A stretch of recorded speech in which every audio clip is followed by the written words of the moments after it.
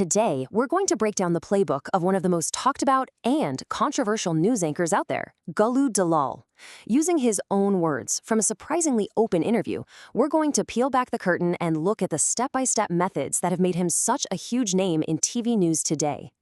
So let's just kick things off with this bombshell of a quote from the man himself. It basically flips the whole idea of journalism on its head. He says a journalist's value today isn't in, reporting. So if it's not reporting, then what is it? Well, that's the big question we're about to answer. All right, so let's dig into what he calls the Gullu Dalal model of journalism. And to really get how he operates on screen, you got to go back to the beginning, to his origin story. It's a story about how he rose to power that had very little to do with traditional journalism, and, well, everything to do with a sting operation. So yeah, his path to that anchor chair, it wasn't exactly paved with groundbreaking reports. By his own account, he got to the top by running a personal sting operation on his own editor-in-chief, exposing an affair, and then basically stepping into the job once it was empty. But, his story is also marked by another huge sting operation. Only this time, he was the one being recorded. He was caught on camera allegedly demanding a 100 crore bribe. And just for context, that's about 10 million US dollars. So how does he explain this? Well, his defense is pretty wild. He claims it was all a reverse sting. He says, no, I was the one doing the stinging.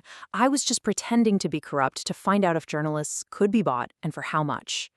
And get this, he insists that this investigation is still going on. Okay, so that's how he got his start. Now let's get into the nitty-gritty of how he actually puts a news story together. He's got this special technique that he's really proud of. He calls it creative liberty. See, in his mind, he's a highly educated guy. And he feels like that education would be a total waste if he didn't add his own creative input to the story. Because let's face it, he says, without these sensational additions, the news would just be, well, boring, and no one would watch. And here is a perfect example of his method in action. He takes a simple, factual piece of news, a boy marries a girl, and then he injects his creative liberty, and boom, suddenly it's not a wedding anymore. It's this huge, sensational story about communal conflict, totally engineered to get everyone riled up and engaged. So this obviously begs the question, right? If factual accuracy isn't really the priority, where in the world does he get his information? Let's take a look at one of his most infamous stories, that whole thing about a tracking chip being hidden inside the new 2,000 rupee notes.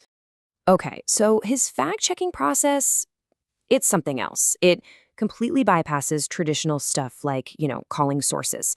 It starts with a WhatsApp forward, then he looks at the sender's profile picture. He sees it's a photo of a child. He concludes that a child is a form of God, and therefore, you cannot question God. So the news must be true. Seriously, that's the process. All right, so now we understand his philosophy on facts. Let's look at the mechanics of how a major breaking news segment gets built, often from absolutely nothing. Check out this timeline. It lays out the whole magic trick. It starts with him just chilling in the office. A few minutes later, he's rushed into the studio for big news. He goes live with no idea what the story is, just stalling. A very big story is coming. Then, the news finally comes through his earpiece. 2 toffees were found stuck together. And what does he do? He immediately blows it up into a political crisis, demanding answers from the opposition, and rides that wave of manufactured outrage right into a commercial break. So that's breaking news. But Gullu Dalal is also the king of the primetime TV debate. And just like with everything else, he's got a very specific, very repeatable formula for making compelling television. The formula is simple, but man, is it effective. First, topic selection. He says to ignore all those complex, trending topics. The default is always a Hindu-Muslim debate. Then you assemble a cast designed for conflict. A Malana, who he says is auspicious for sparking the first argument, opposing party reps, and a wildcard expert actor who can play any role you need them to. And while all this is happening on screen, the producer is feeding instructions into his earpiece.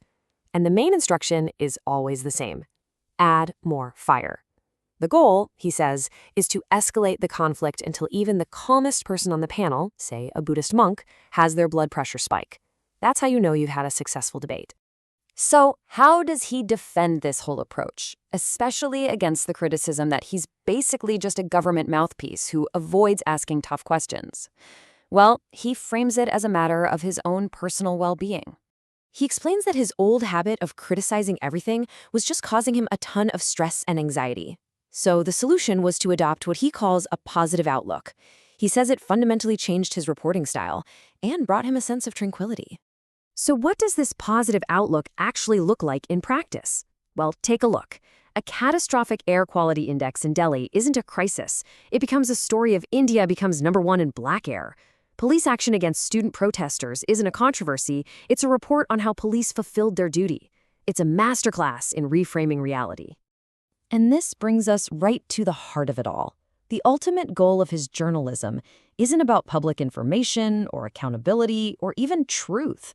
By his own admission, the only measure of success is achieving his own personal peace of mind. This whole model really leaves us with one fundamental question. When an anchor's personal peace of mind becomes the main objective of the news, what happens to the truth?